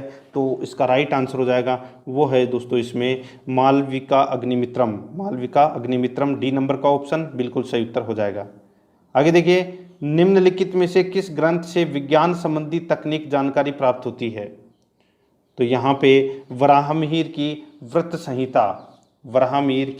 व्रत संहिता से दोस्तों अपने को विज्ञान संबंधी, ठीक है, विज्ञान संबंधी जानकारी तकनीक प्राप्त होती है। तो इसमें एक नंबर का जो ऑप्शन है वो इसका बिल्कुल सही उत्तर हो जाएगा। ठीक है, आगे देखिए, इसमें 113 नंबर प्रश्न है, निम्नलिखित में से किस अभिलेख से यह जानकारी प्राप्त होती है कि दारा प्रथम ने सिंधु घाटी पर अधिकार कर लिया था? तो दोस्तों बहुत ही अच्छा प्रश्न है। किस अभिलेख से यह जानकारी प्राप्त होती है कि दारा प्रथम ने सिंधु घाटी पर अधिकार कर लिया था? तो वो है दोस्तों पारसी पोलिस के बेहिस्तून अभिलेख द्वारा। पार्सोपोलिस के बेहिस्तून अभिलेख द्वारा दोस्तों यह जानकारी मिलती है कि दारा प्रथम ने सिंधु घाटी पर अधिकार कर लिया था। ए नंबर ऑप्शन सही उत्तर हो जाएगा। नेक्स्ट 114 नंबर का प्रश्न है, एओल अभिलेख में पुलकेशिन द्वितीय की विजय का विवरण प्राप्त होता है। इस अभिलेख के रचयिता थे, तो इस अभिलेख के रचयिता कौन थे? तो ये थे दोस्तों रवि कीर्ति। बी नंबर का ऑप्शन बिल्कुल सही उत्तर हो जाएगा, रवि कीर्ति। आगे देखिए, ऋग्वेद में वर्णित सभ्यता दोस्तों सैनिक कुलीन तंत्र जैसी लगती है। सैनिक कुलीन तंत्र जैसी लगती है। सी नंबर का ऑप्शन बिल्कुल सही उत्तर हो जाएगा। आगे देखिए, 116 नंबर का प्रश्न है, ऋग्वेदिक काल में आर्य लोगों का मुख्य व्यवसाय क्या था?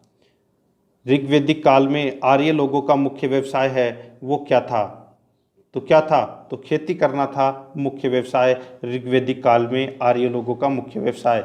ए नंबर ऑप्शन सही उत्तर। नेक्स्ट है, वैदिक काल में बहुविवाह प्रथा थी। वैदिक काल में बहुविवाह प्रथा थी, तो ये दोस्तों केवल राजवंशों में थी बहुविवाह प्रथा। बी नंबर ऑप्शन बिल्कुल सही उत्तर हो जाएगा, केवल राजवंशों में। आगे देखिए, शतपथ ब्राह्मण 4 वेदों में से किसी एक का भाग कहा जाता है कि यह शतपथ ब्राह्मण 4 वेदों में से किसी एक का भाग है कहा जाता है। यह शुक्ल यजुर्वेद का है, यह शुक्ल यजुर्वेद का है। बी नंबर ऑप्शन सही उत्तर हो जाएगा। 119 नंबर प्रश्न है, इसमें देखिए, वैदिक काल में जाति व्यवस्था तो अवश्य थी, किंतु यह व्यवस्था वैदिक काल में जाति व्यवस्था को जाति व्यवस्था तो अवश्य थी, किंतु यह व्यवस्था दोस्तों जन्म और कर्म दोनों पर आधारित थी, जन्म और कर्म दोनों पर आधारित थी। डी नंबर ऑप्शन बिल्कुल सही उत्तर हो जाएगा।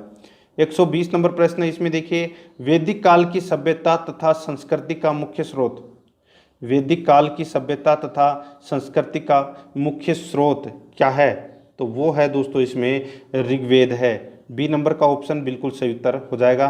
ठीक है, आगे देखिए इसमें 121 नंबर प्रश्न है, निम्नलिखित तथ्यों में से कौन सा तथ्य गलत है? निम्नलिखित तथ्यों में से कौन सा तथ्य गलत है? तो यहाँ पे देखिए आर्य वस्तुतः की प्रकृति पूजक थे, बिल्कुल सही है। आर्य प्राकृतिक शक्तियों की दया और कृपा के आकांक्षी थे, बिल्कुल सही है। आर्य एकेश्वरवादी थे, ये गलत हो जाएगा दोस्तों। आर्य है वो एकेश्वरवादी नहीं थे, ठीक है, और बहुईश्वरवादी थे। यहाँ पे देखिए आर्यों के जीवन में सदाचार की बड़ी महत्ता थी, तो वो ये बिल्कुल सही है। तो इसका सी नंबर का ऑप्शन राइट आंसर हो जाएगा। ये कथन है वो इसमें गलत है। 122 नंबर प्रश्न है, आर्यों की प्रारंभिक जीवन निर्भर था। आर्यों का प्रारंभिक जीवन है वो किस पर निर्भर था? तो ये पशु चरण पर दोस्तों ये प्रारंभिक जीवन है, ये निर्भर था आर्यों का। तो बी नंबर ऑप्शन सही उत्तर हो जाएगा। नेक्स्ट है, वेदों तथा उपवेदों की कुल संख्या कितनी है? तो वेदों तथा उपवेदों की संख्या है वो कितनी है? तो दोस्तों 8। कितनी है? 8। ए नंबर का ऑप्शन बिल्कुल सही उत्तर हो जाएगा। नेक्स्ट है, संसार का सबसे प्राचीन ग्रंथ है, तो दोस्तों कौन सा है? यानी कि वो है दोस्तों ऋग्वेद। तो इसमें डी नंबर का ऑप्शन सही उत्तर हो जाएगा, ऋग्वेद। नेक्स्ट है, मुख्य रूप से पहले 3 वेद ही माने गए थे। वेद त्रयी काफ़ी प्रसिद्ध शब्द है।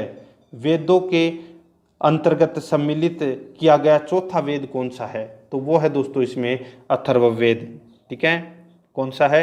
अथर्ववेद। देखिए ऋग्वेद, सामवेद और यजुर्वेद ये पहले 3 ही वेद माने गए थे, लेकिन फिर बाद में चौथा वेद जोड़ा गया इसमें, वो है अथर्ववेद। इसमें सी नंबर का ऑप्शन सही उत्तर हो जाएगा, अथर्ववेद। नेक्स्ट है, तक्षशिला की जनता का बिंदुसार के शासन के विरुद्ध विद्रोह का कारण क्या था?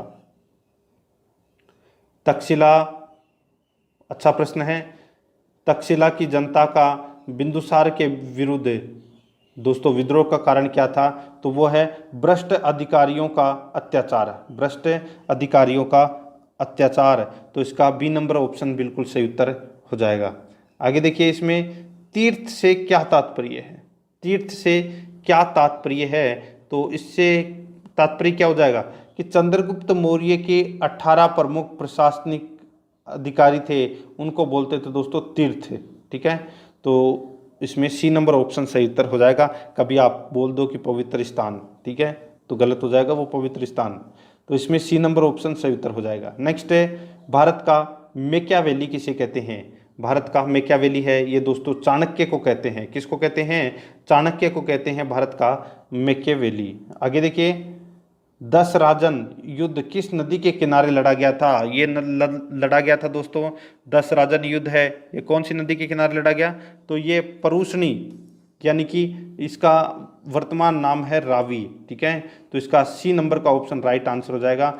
परूशनी नदी के किनारे लड़ा गया था, सी नंबर ऑप्शन सही उत्तर। देखिए बुद्ध को परिनिर्वाण कहाँ प्राप्त हुआ था? बुद्ध को परिनिर्वाण है वो कहाँ प्राप्त हुआ था? तो इसका राइट आंसर हो जाएगा दोस्तों कहाँ पर? तो देखिए कुशीनगर। कहाँ पर हुआ था? कुशीनगर में। देखिए 483 ईस्वी पूर्व में 80 वर्ष की आयु में महात्मा बुद्ध का देहांत यानी कि महापरिनिर्वाण कुशीनगर में हुआ था। ठीक है, तो इसमें बी नंबर ऑप्शन सही उत्तर। नेक्स्ट है, मिलिंद पन्हो क्या है? तो दोस्तों यहाँ पे मिलिंद पन्हो है वो क्या है? तो ये धार्मिक संभाषण है। क्या है? धार्मिक संभाषण। ए नंबर ऑप्शन बिल्कुल सही उत्तर हो जाएगा। नेक्स्ट है, ब्राह्मण क्या है? यहाँ पे देखिए ब्राह्मण है वो क्या है? तो ये वेदों की गद्यात्मक व्याख्या है। वेदों की गद्यात्मक व्याख्या है ब्राह्मण। डी नंबर ऑप्शन बिल्कुल सही उत्तर हो जाएगा। आगे देखिए, सिंधु घाटी सभ्यता का किस युग से संबंध है? सिंधु घाटी सभ्यता का किस युग से संबंध है? तो इसका राइट आंसर हो जाएगा वो है दोस्तों इसमें प्रस्तर धातु युग में। प्रस्तर धातु युग से, तो इसमें सी नंबर ऑप्शन सही उत्तर हो जाएगा, प्रस्तर धातु युग। आगे देखिए, अंतिम जैन सभा कहाँ हुई थी? अंतिम जैन सभा कहाँ हुई थी? तो यहाँ पे देखिए दोस्तों, अंतिम जैन सभा यानी कि अंतिम का मतलब क्या हो गया, सीधा सा है। देखिए, दो जैन महासंगीतियाँ हुई थी, ठीक है। पहली जो जैन संगीति हुई थी दोस्तों, वो हुई थी पाटलिपुत्र में। पहली जैन संगीति हुई थी पाटलिपुत्र में, ठीक है। और दूसरी जैन संगीति हुई थी दोस्तों वल्लभी में। ये दो ही जैन संगीति हुई थी। तो यहाँ पे अंतिम जैन सभा हुई थी तो ये वल्लभी, यानी कि बी नंबर ऑप्शन सही उत्तर हो जाएगा। 135 नंबर प्रश्न है, निम्न में से कौन वैदिक देवता नहीं है? तो वैदिक देवता है वो कौन नहीं है? तो वो है दोस्तों कृष्ण। कृष्ण है, ये वैदिक देवता नहीं है। नेक्स्ट है, सिंधु सभ्यता की मुख्य विशेषता क्या थी? सिंधु सभ्यता की मुख्य विशेषता है वो क्या थी? तो वो है नगर योजना। बी नंबर ऑप्शन सही उत्तर, नगर योजना। नेक्स्ट है, आदि ग्रंथ का संकलन किसके द्वारा हुआ था? आदि ग्रंथ का संकलन है ये किसके द्वारा हुआ था? ये हुआ था दोस्तों गुरु अर्जुन देव के द्वारा। डी नंबर ऑप्शन बिल्कुल सही उत्तर हो जाएगा, गुरु अर्जुन देव। नेक्स्ट है, प्राचीन काल में कन्या के पिता को वर द्वारा एक जोड़ी बैल प्रदान करना किस विवाह के नाम से जाना जाता था? प्राचीन काल में कन्या के पिता को वर द्वारा एक जोड़ी बैल प्रदान करना किस विवाह के नाम से जाना जाता था? तो इसका राइट आंसर क्या हो जाएगा? वो है दोस्तों इसमें आर्ष विवाह। किस नाम से जाना जाता था? तो आर्ष विवाह के नाम से। डी नंबर ऑप्शन बिल्कुल सही उत्तर, आर्ष विवाह। नेक्स्ट है, प्राचीन काल में कन्या के पिता को वर द्वारा एक जोड़ी बैल प्रदान किस विवाह के नाम से किया जाता था? तो राइट आंसर हो जाएगा, इसका भी मतलब क्या हो जाएगा? आर्ष विवाह, ठीक है।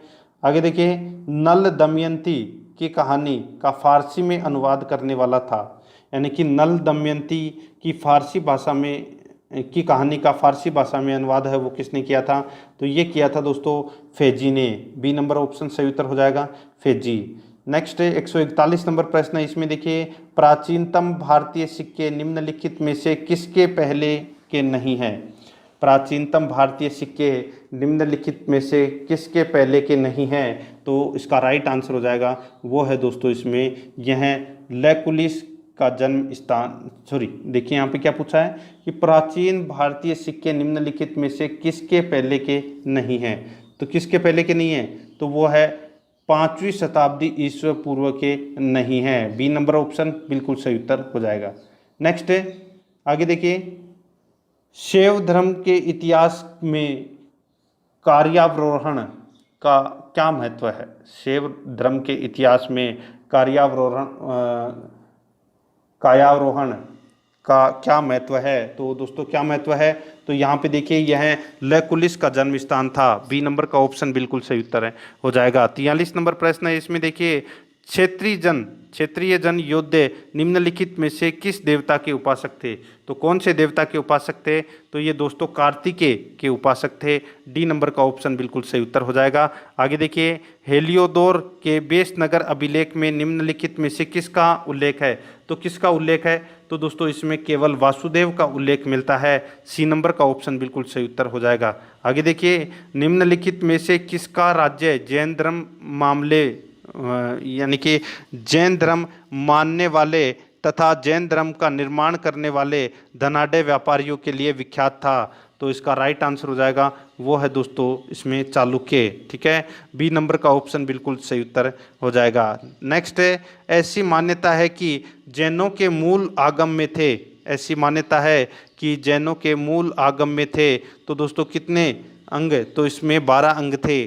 डी नंबर का ऑप्शन सही उत्तर हो जाएगा। नेक्स्ट है, जैन दर्शन का निम्नलिखित में से किसके निकट का साम्य है? तो किसके निकट का साम्य है? तो ये है दोस्तों योगाचार का। तो इसमें डी नंबर का ऑप्शन बिल्कुल सही उत्तर हो जाएगा, योगाचार। नेक्स्ट है, निर्ग्रंथ शब्द का संबंध निम्नलिखित में से किससे है? निम्नलिखित में से किससे है? तो ये दोस्तों जैन से है। सी नंबर ऑप्शन बिल्कुल सही उत्तर हो जाएगा। आगे देखिए, असत्य कथन इंगित कीजिए। तो यहाँ पे असत्य कथन कौन सा है? देखिए दोस्तों, यहाँ पे मेही में भवन निर्माण में पक्की ईंटें प्रयुक्त हुई थी। ये दोस्तों इसमें गलत हो जाएगा, ये कथन है ये यहाँ पे असंगत है, ठीक है। बाकी के 3 हैं वो इसमें बिल्कुल सही कथन है। आगे देखिए 150 नंबर प्रश्न है, उत्खनन के दौरान पाए गए उत्खनन के दौरान पाए गए बांटों में एक रूपता नहीं है, अनेक प्रकार के बांटों में सर्वाधिक बांट किस प्रकार के प्राप्त हुए हैं। तो सर्वाधिक बांट है ये कौन से प्रकार के प्राप्त हुए हैं, तो ये दोस्तों धनाकार प्रकार के प्राप्त हुए हैं। सी नंबर का ऑप्शन इसका बिल्कुल सही उत्तर हो जाएगा।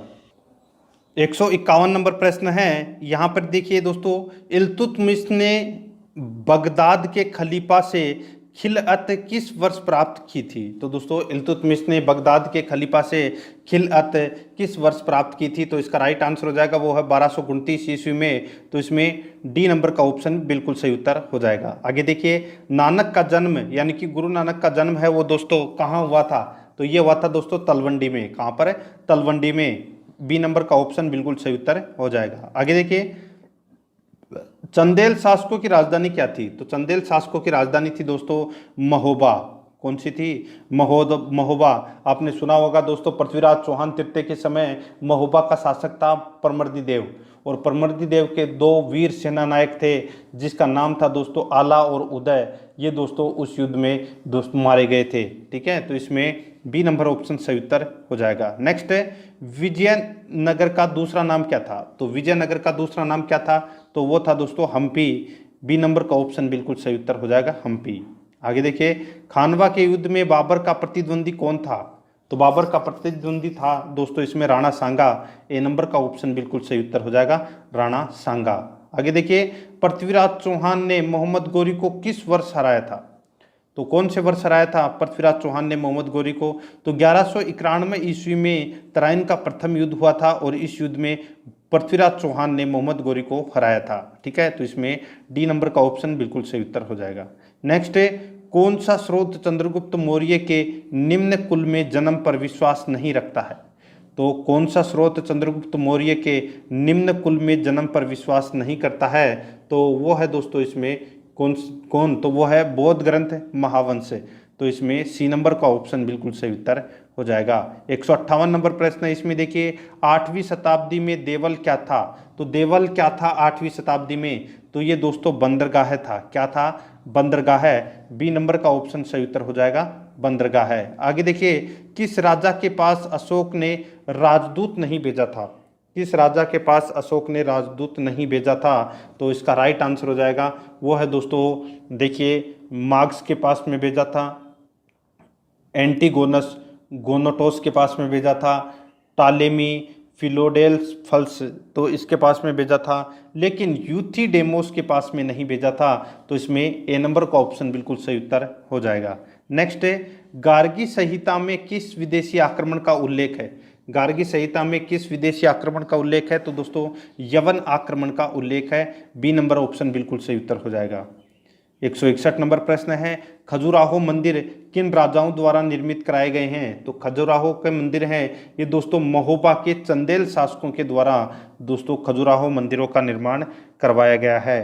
तो इसमें सी नंबर का ऑप्शन बिल्कुल सही उत्तर हो जाएगा। आगे देखिए, मामल्लपुरम किस लिए प्रसिद्ध है, तो इसमें देखिए मामल्लपुरम किस लिए प्रसिद्ध है, तो दोस्तों ये किस लिए प्रसिद्ध हैं, तो ये शिलाखंडों से निर्मित मंदिर के लिए प्रसिद्ध है। शिलाखंडों से निर्मित मंदिर के लिए सी नंबर का ऑप्शन बिल्कुल सही उत्तर हो जाएगा। नेक्स्ट है, चीनी यात्री फायान किस भारतवर्ष किस उद्देश्य से आया था, चीनी यात्री फायान भारतवर्ष किस उद्देश्य से आया था, तो ये आया था दोस्तों वो है प्रमाणिक बौद्ध ग्रंथों को एकत्रित करने। ठीक है, प्रमाणिक बौद्ध ग्रंथों को एकत्रित करने के लिए चीनी यात्री फायान है वो चंद्रगुप्त द्वितीय के शासनकाल में भारत आया था। तो इसमें डी नंबर ऑप्शन सही उत्तर हो जाएगा। नेक्स्ट है, मेहरौली स्तंभ अभिलेख का चंद्र किसे माना जाता है, मेहरौली स्तंभ अभिलेख का चंद्र किसे माना जाता है, तो ये माना जाता है दोस्तों किसे, तो चंद्रगुप्त द्वितीय को। सी नंबर का ऑप्शन सही उत्तर हो जाएगा, चंद्रगुप्त द्वितीय को। आगे देखिए, महासत्रप रुद्रदामन की उपलब्धियों पर कौन सा अभिलेख प्रकाश डालता है? महाक्षत्रप रुद्रदामन की उपलब्धियों पर कौन सा अभिलेख प्रकाश डालता है? तो इसका राइट आंसर हो जाएगा वो है जूनागढ़ का गिरनार अभिलेख। जूनागढ़ का गिरनार अभिलेख है। डी नंबर का ऑप्शन बिल्कुल सही उत्तर हो जाएगा। नेक्स्ट है, वातापी किसकी राजधानी थी? तो वातापी है ये किसकी राजधानी थी? तो ये चालुक्य राज्य की राजधानी थी वातापी। डी नंबर का ऑप्शन बिल्कुल सही उत्तर हो जाएगा। आगे देखिए, समुद्रगुप्त की धर्म विजय के समय कौशल का राजा कौन था? समुद्रगुप्त की धर्म विजय के समय कौशल का राजा कौन था? तो दोस्तों कौन था कौशल का राजा? तो वो था दोस्तों महेंद्र। कौन था? महेंद्र। ए नंबर ऑप्शन सही उत्तर। नेक्स्ट है, राजतरंगिणी किसने लिखी थी? तो राजतरंगिणी लिखी थी दोस्तों कल्हण ने। किसने? कल्हण ने। ए नंबर ऑप्शन बिल्कुल सही उत्तर। नेक्स्ट है, हर्ष के साम्राज्य की दक्षिणी सीमा निम्नलिखित में से किसने परिसीमित की थी? हर्ष के साम्राज्य की दक्षिणी सीमा निम्नलिखित में से किसने परिसीमित की थी? तो इसका राइट आंसर हो जाएगा वो है दोस्तों पुलकेशिन द्वितीय ने। बी नंबर ऑप्शन बिल्कुल सही उत्तर हो जाएगा। नेक्स्ट, इलाहाबाद प्रशस्ति किसके द्वारा लिखी गई थी? इलाहाबाद प्रशस्ति है ये दोस्तों हरिसेन के द्वारा रचित है। तो इसमें सी नंबर ऑप्शन सही उत्तर। नेक्स्ट है, भारतीय नेपोलियन किसे कहा जाता है? तो ये कहा जाता है दोस्तों समुद्रगुप्त को भारतीय नेपोलियन कहा जाता है। आगे देखिए, आर्यभट्ट कौन था? आर्यभट्ट है वो कौन था? तो ये खगोल शास्त्री था। बी नंबर का ऑप्शन बिल्कुल सही उत्तर हो जाएगा। नेक्स्ट है, हर्षचरित्र किसने लिखा था? तो हर्षचरित्र है ये दोस्तों बाणभट्ट ने लिखा था। डी नंबर ऑप्शन सही उत्तर। कनिष्क के राज्यारोहण की सही तिथि क्या थी? कनिष्क के राज्यारोहण की सही तिथि है वो क्या थी? तो 78 ईस्वी। ठीक है, तो यहाँ पे देखिए 78 ईस्वी। तो इसका राइट आंसर इसमें ए नंबर का ऑप्शन बिल्कुल सही उत्तर हो जाएगा। नेक्स्ट है, निम्न में से कौन सा सिद्धांत जैन धर्म के सिद्धांतों के अनुकूल नहीं है? तो जैन धर्म के सिद्धांतों के अनुकूल कौन सा सिद्धांत नहीं है? तो यहाँ पे देखिए, आत्मा की शुद्धि शरीर को कष्ट देने से होती है। बिल्कुल सही है। केवल ईश्वर ही आत्मा को कैवल्य प्राप्ति में मदद करता है, ये कथन दोस्तों इसमें गलत है। ठीक है, तो इसका राइट आंसर क्या हो जाएगा? बी नंबर का ऑप्शन है वो इसका बिल्कुल सही उत्तर हो जाएगा। आपको इसमें याद रखना है। बहुत ही अच्छा प्रश्न था। आगे देखिए, इसमें 176 नंबर प्रश्न है, यूप का संबंध किस स्तंभ से है? यूप का संबंध है वो किस स्तंभ से है?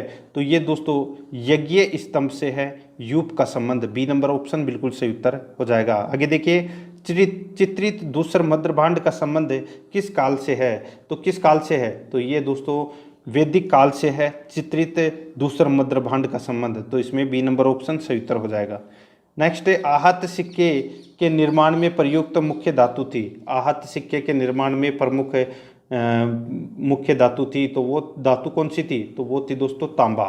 ठीक है, बी नंबर ऑप्शन सही उत्तर हो जाएगा तांबा। नेक्स्ट है, आगे देखिए 179 नंबर प्रश्न, प्राचीन वैदिक ग्रंथों में निम्नलिखित में से किसका उल्लेख नहीं है? तो किसका उल्लेख है वो नहीं मिलता? तो इसका राइट आंसर हो जाएगा वो है दोस्तों बाल विवाह का उल्लेख है वो नहीं मिलता। ए नंबर ऑप्शन बिल्कुल सही उत्तर। नेक्स्ट है, ऋग्वेद में निम्न में से किस देवता का उल्लेख नहीं है? तो ऋग्वेद में किस देवता का उल्लेख है वो नहीं है? तो वो है ब्रह्मा। सी नंबर ऑप्शन बिल्कुल सही उत्तर हो जाएगा। नेक्स्ट है, ऋग्वेद कितने मंडलों में विभक्त है? ऋग्वेद कितने मंडलों में विभक्त है? तो वो है 10 मंडलों में विभक्त है। ठीक है, तो इसमें डी नंबर ऑप्शन बिल्कुल सही उत्तर हो जाएगा। आगे देखिए, हड़प्पा सभ्यता के लोग निम्न में से किस धातु का प्रयोग नहीं करते थे? तो कौन सी धातु का प्रयोग नहीं करते थे? तो दोस्तों सिक्के का प्रयोग नहीं करते थे हड़प्पा सभ्यता के लोग। सी नंबर ऑप्शन सही उत्तर। नेक्स्ट है, मोहनजोदड़ो की विशालतम इमारत कौन सी थी? तो वो थी दोस्तों महान स्नानागार। ठीक है, तो इसका राइट आंसर महान स्नानागार। बी नंबर ऑप्शन बिल्कुल सही उत्तर हो जाएगा। नेक्स्ट है, हड़प्पा सभ्यता का उत्कर्ष किस समय के पश्चात रुक गया था? तो ये मैंने आपको बताया था थोड़ी देर पहले ही, 1900 ईस्वी पूर्व है। ठीक है, नेक्स्ट है, कवि कालिदास किसकी आराधना करके प्रतिभाशाली बने? तो यहाँ पे देखिए कवि कालिदास किसकी आराधना करके प्रतिभाशाली बने, तो दोस्तों भगवती की आराधना करके दोस्तों प्रतिभाशाली बने थे। ए नंबर ऑप्शन सही उत्तर हो जाएगा। नेक्स्ट है, निम्नलिखित में से किस स्थान पर भारत व रोम के बीच व्यापार के प्रमाण प्राप्त हुए हैं। तो दोस्तों किस स्थान पर भारत व रोम के बीच व्यापार के प्रमाण प्राप्त हुए हैं, तो वो है दोस्तों अरिकमेडु। ठीक है, तो इसमें ए नंबर ऑप्शन सही उत्तर हो जाएगा अरिकमेडु। आगे देखिए, हीनयान व महायान में मतभेद का निम्न में से कौन सा कारण नहीं है। हीनयान व महायान में मतभेद का निम्न में से कौन सा कारण नहीं था, तो वो है दोस्तों देखिए संस्कृत भाषा का प्रयोग, बोधिसत्वों की पूजा, मूर्ति पूजा। तो ये तीनों कारण थे, लेकिन धन की लालसा नहीं थी, तो इसमें डी नंबर ऑप्शन सही उत्तर हो जाएगा। 188 नंबर प्रश्न है, इसमें देखिए उस संप्रदाय का वास्तविक नाम क्या है जिसे बाद में जैन धर्म कहा गया। जिसे बाद में जैन धर्म कहा गया, तो वो है निर्ग्रंथ है। डी नंबर ऑप्शन बिल्कुल सही उत्तर हो जाएगा, निर्ग्रंथ। आगे देखिए, महावीर को परम ज्ञान की प्राप्ति किस स्थान पर हुई थी। महावीर को परम ज्ञान की प्राप्ति किस स्थान पर हुई थी, तो ये हुई थी दोस्तों कहाँ पर, तो जाम्बिक ग्राम में, जाम्बिक ग्राम में। बी नंबर ऑप्शन बिल्कुल सही उत्तर हो जाएगा। नेक्स्ट है, निम्नलिखित में से कौन सा सिद्धांत उपनिषद से संबंधित नहीं है। तो कौन सा सिद्धांत है ये उपनिषद से संबंधित नहीं है, तो वो है दुख सिद्धांत है। बी नंबर ऑप्शन बिल्कुल सही उत्तर हो जाएगा, दुख सिद्धांत। आगे देखिए, गौतम बुद्ध द्वारा उपदिष्ट निर्वाण का अर्थ है। गौतम बुद्ध द्वारा उपदिष्ट निर्वाण का अर्थ है, तो वो क्या है, तो वो है दोस्तों इसमें जन्म मरण के चक्र से मुक्ति, जन्म मरण के चक्र से मुक्ति। बी नंबर ऑप्शन सही उत्तर हो जाएगा। नेक्स्ट है, द्वितीय संगम का स्थान था। तो दोस्तों द्वितीय संगम का स्थान है वो कौन सा था, तो वो था दोस्तों कपालपुरम। कौन सा, कपालपुरम। सी नंबर का ऑप्शन बिल्कुल सही उत्तर, कपालपुरम। नेक्स्ट है, सिंध सभ्यता के लोग निम्न में से किसकी खेती नहीं करते थे। तो दोस्तों सिंध सभ्यता के लोग निम्न में से किसकी खेती नहीं करते थे, तो इसका राइट आंसर हो जाएगा वो है दोस्तों चावल की खेती है वो नहीं करते थे। बी नंबर ऑप्शन सही उत्तर हो जाएगा। नेक्स्ट, चतुर्थ बौद्ध संगीति किसके शासनकाल में संपन्न हुई थी, तो ये दोस्तों कनिष्क के समय संपन्न हुई थी चतुर्थ बौद्ध संगीति। बी नंबर ऑप्शन सही उत्तर। नेक्स्ट है, कार्ले किसके लिए प्रसिद्ध है। कार्ले है वो किसके लिए प्रसिद्ध है, तो ये दोस्तों कनिष्क के लिए, कार्ले है ये किसके लिए प्रसिद्ध है, तो ये प्रसिद्ध है दोस्तों गुफा मंदिर के लिए प्रसिद्ध है कार्ले। ये नंबर का ऑप्शन बिल्कुल सही उत्तर हो जाएगा। नेक्स्ट आगे देखिए, स्यादवाद मूल रूप से किस दर्शन से संबंधित है। स्यादवाद मूल रूप से किस दर्शन से संबंधित है, तो इसका राइट आंसर हो जाएगा वो है दोस्तों जैन धर्म से। ए नंबर ऑप्शन बिल्कुल सही उत्तर हो जाएगा। आगे देखिए, विजयनगर साम्राज्य के राजस्व विभाग का क्या नाम था। विजयनगर साम्राज्य के राजस्व विभाग का क्या नाम था, तो उसका नाम था दोस्तों अथवन। बी नंबर ऑप्शन बिल्कुल सही उत्तर हो जाएगा, अथवन। आगे देखिए, निम्नलिखित में से कौन सा कथन सही है, तो कौन सा कथन है वो दोस्तों इसमें सही है, तो देखिए गुप्त काल में शूद्रों की स्थिति गिरी। गुप्त काल में शूद्रों की स्थिति गिरी, ये दोस्तों इसमें कथन है वो सत्य है। डी नंबर ऑप्शन इसका राइट आंसर हो जाएगा। और 99 नंबर प्रश्न है, कल्हण द्वारा रचित राजतरंगिणी में वर्णन है। तो दोस्तों राजतरंगिणी में किसका वर्णन है, तो कश्मीर के क्रमबद्ध इतिहास का वर्णन मिलता है राजतरंगिणी पुस्तक में। और यह पुस्तक है ये कल्हण के द्वारा लिखी गई थी, तो इसमें बी नंबर ऑप्शन सही उत्तर हो जाएगा। और प्राचीन भारत के इतिहास का आज का अपना अंतिम प्रश्न है, तारीख ए हिंद का लेखक कौन है। तो दोस्तों तारीख ए हिंद का लेखक है वो अलबरूनी है। ए नंबर ऑप्शन बिल्कुल सही उत्तर हो जाएगा।